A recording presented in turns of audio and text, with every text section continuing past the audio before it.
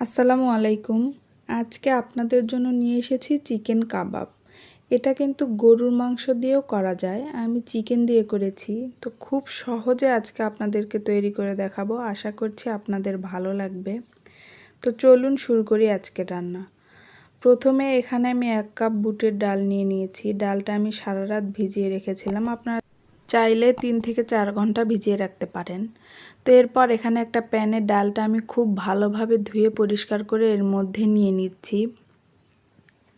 এরপর এর মধ্যে দিয়ে দিচ্ছি হাড় ছাড়া মুরগির মাংস 1.5 কাপ পরিমাণ। আপনারা এখানে মুরগির মাংসর পরিবর্তে গরুর মাংসও দিতে পারেন। এরপর দিয়ে দিচ্ছি 3 টেবিল চামচ পরিমাণ আদা রসুন বাটা। এরপর এর মধ্যে দিয়ে দিব হাফ টেবিল চামচ পরিমাণ ভাজা জিরার গুঁড়া। এরপর দিয়ে দিব 1 টেবিল চামচ পরিমাণ মরিচ গুঁড়া, 1 টেবিল চামচ পরিমাণ হলুদ গুঁড়া। এরপর দিব হাফ টেবিল চামচ পরিমাণ গরম মশলা গুঁড়া, 1 টেবিল চামচ পরিমাণ লবণ। সমস্ত মশলাগুলোকে এখন খুব ভালোভাবে মেখে নিব। তো মাখানো হয়ে গেছে। এরপর এখানে আমি 2 কাপ পানি দিয়ে দিচ্ছি। তো পানিতে মশলাগুলো খুব ভালোভাবে মিশিয়ে নিয়ে ঢাকনা দিয়ে ঢেকে ডালটা সেদ্ধ করে নিব। তো ডালটা কিন্তু মোটামুটি সেদ্ধ হয়ে গেছে, দেখতেই পাচ্ছেন। একদম সব পানি একদম শুকিয়ে সিদ্ধ করে নিয়েছি। আর ডালটা কিন্তু এভাবেই সেদ্ধ করে নিতে হবে। তো ডালটাকে এবার ব্লেন্ডার জারে আমি খুব ভালোভাবে ব্লেন্ড করে নিব। আপনারা শিলপাটাও বেটে নিতে পারেন। তো ডালটা ব্লেন্ড করে নিয়েছি। তো এগুলো একটা মিক্সিং বোলে নিয়ে নিয়েছি।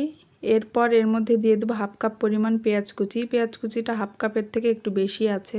2 টেবিল চামচ পরিমাণ কাঁচামরিচ কুচি, হাফ টেবিল চামচ পরিমাণ গরম মশলা, 2 টেবিল চামচ পরিমাণ ধনেপাতা কুচি। এরপর এখানে দিয়ে দিচ্ছি একটা ডিম। এরপর 1 ফালি লেবুর রস দিয়ে দিচ্ছি। দিয়ে এটাকে খুব ভালোভাবে মেখে নিতে হবে। আর ডোটা যদি একটু আপনাদের কাছে টাইট মনে হয় সেক্ষেত্রে আরও একটা ডিম দিতে পারেন। তো এটাকে আমি খুব ভালোভাবে মেখে নিয়েছি। এখন কাবাবগুলো বানানোর পালা। বানানোর আগে হাতে একটু তেল মাখিয়ে নিলাম।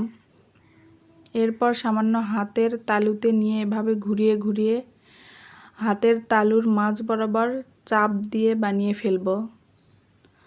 তো এভাবে চপগুলো আমি একইভাবে কিন্তু সবগুলো বানিয়ে ফেলব। তো একে একে আমি চপগুলো এবার বানিয়ে নিচ্ছি। তো একইভাবে কিন্তু সবগুলো চপ আমি বানিয়েছি। এবার এগুলো ভাজার পালা। তো এগুলো ভাজার জন্য এখানে একটা প্যানে আমি তেলটা মিডিয়াম আঁচে গরম করে নিয়েছি। এরপর একে একে কাবাবগুলো এর মধ্যে দিয়ে দিব। আর কাবাবগুলো আমি কিন্তু একটা ডিম নিয়ে 1 চিমটি লবণ দিয়ে ফেটিয়ে ওর মধ্যে কোট করে নিয়েছি, যেটা আমি ভিডিওতে অ্যাড করতে পারিনি। আর ডিম দিয়ে কোট করে নিলে কাবাবগুলো ভাঙার কোনো সম্ভাবনা নেই। তো মিডিয়াম আঁচে আমি কিন্তু কাবাবগুলো ভেজে নিয়েছি। এবার এগুলোকে উঠিয়ে নিব। তাই তো দেখুন কত সহজে কত কম উপকরণে তৈরি হয়ে গেল। তো আসছে কুরবানির ঈদে এটা কিন্তু আপনারা ট্রাই করতে পারেন। তো আশা করছি আপনাদের ভালো লেগেছে। যদি ভালো লাগে তাহলে প্লিজ আমার চ্যানেলটি সাবস্ক্রাইব করবেন। আজ এ পর্যন্তই। আল্লাহ হাফেজ।